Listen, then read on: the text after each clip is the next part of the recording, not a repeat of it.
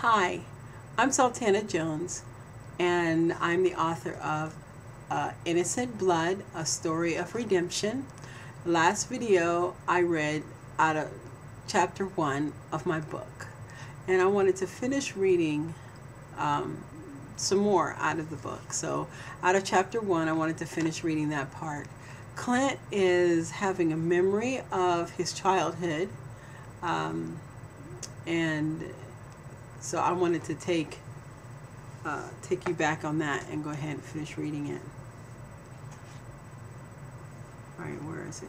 All right. Later, I would remember Mom started drinking too, and Dad would come home later and later. Many times, I would hear them yelling and knocking over things. Sometimes, Dad wouldn't come home at all, and Mom would just sit there in a dark bedroom, drinking and crying. The only person who ever came to the house was Mom's sister, Aunt Deb. "You've got to get out of this house," Aunt Deb would tell my mom. But my mom would only look sad. Aunt Deb would press. "Jesus loves you," she would say. "He does not want you to live like this." Well, one day my mom finally accepted an invitation to attend church with Aunt Deb. Dad didn't care too much for Aunt Deb. He called her a fanatic, but I loved her. She was fun to be around and always had a little surprise to give me. Before long, Mom started going with Aunt Deb to church on a regular basis. Dad never wanted to go to church, and I was caught in the middle. He never let me go. After Mom started going to those meetings, she stopped fighting back with Dad. But that wasn't the end of the drama between my parents. It got much worse. Although I don't know the details, all I know is that whatever happened, I was put into foster home. And after I saw the judge and talked with him, I never saw my mom or dad again. My foster dad was quite kind to me. In fact, we would play for hours. And I, of course, was the doctor. And he was the one who inspired me to be a doctor. "Excuse me, Dr. Clint." The receptionist interrupted my trip down memory lane. "You've got a call on line 2. It's Mr. Isaiah?" I quickly shook the old thoughts from my mind. "Tell him I'll be right there." I moved to answer the phone. "Isaiah, how are you?" I glanced quickly at my calendar. September 6th. "I was expecting you tomorrow. Did your flight get in early?" I listened to his reply and then said, "You have a seminar in the Martin building. I would love to sit in." "Great. I'll see you there." One thing about Isaiah, being a Hebrew scholar, he knew what he was talking about. He would argue religion with the best of the best. He was short in stature, with grayish brown hair. In fact, he had more hair on his chin than on the top of his head. A brilliant man. Isaiah was also a wonderful friend and mentor. I chuckled to myself. I wasn't a religious person, but I did have a few questions to ask Isaiah myself. Chapter 2, The Voice.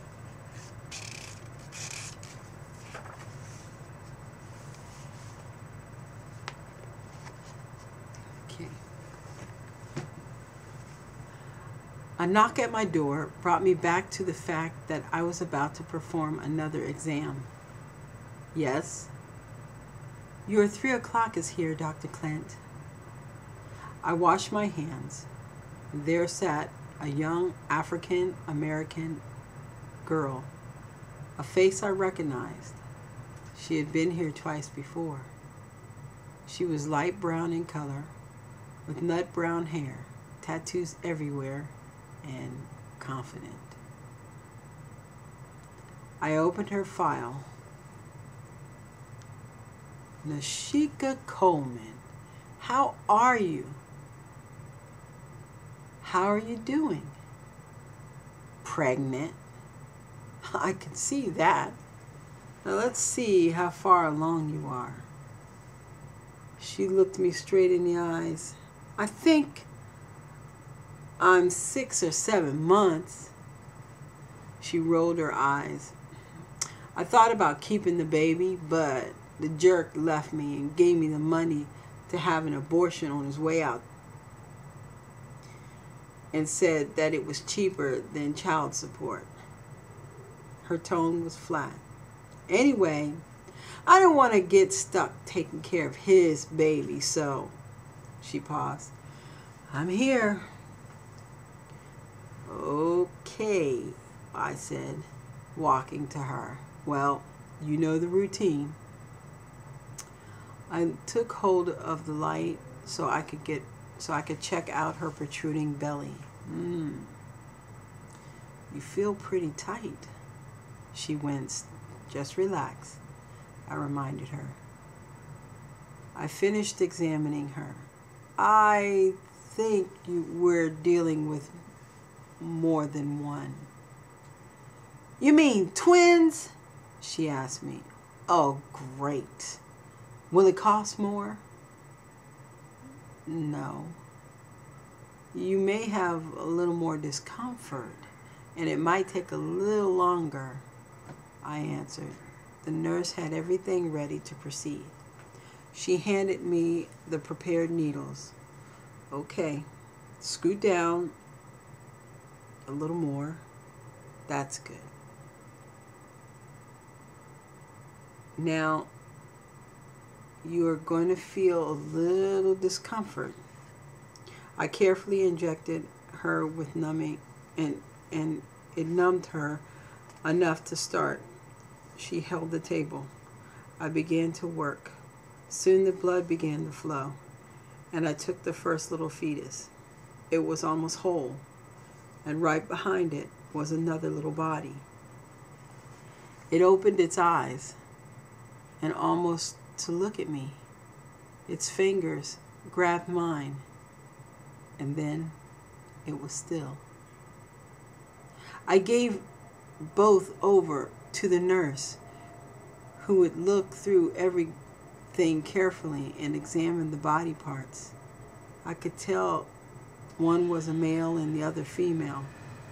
I felt sickened by what had just happened. The young girl's attitude was even worse.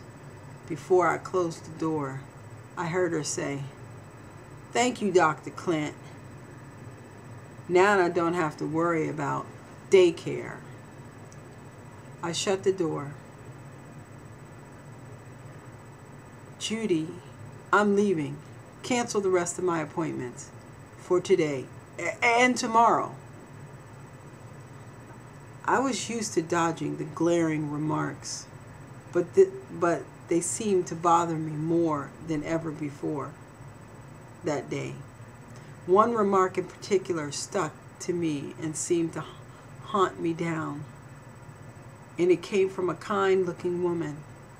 As I was getting into my car, she said, "Jesus held your hand today because he loves you." I almost stumbled as I climbed into the car.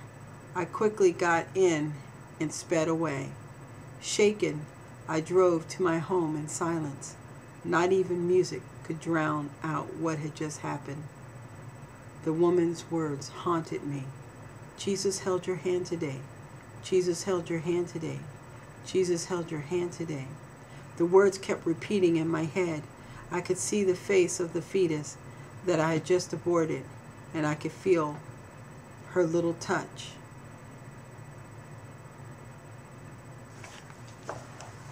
Well, I'm going to stop there, and I want to let you know that Jesus loves you, and I do too.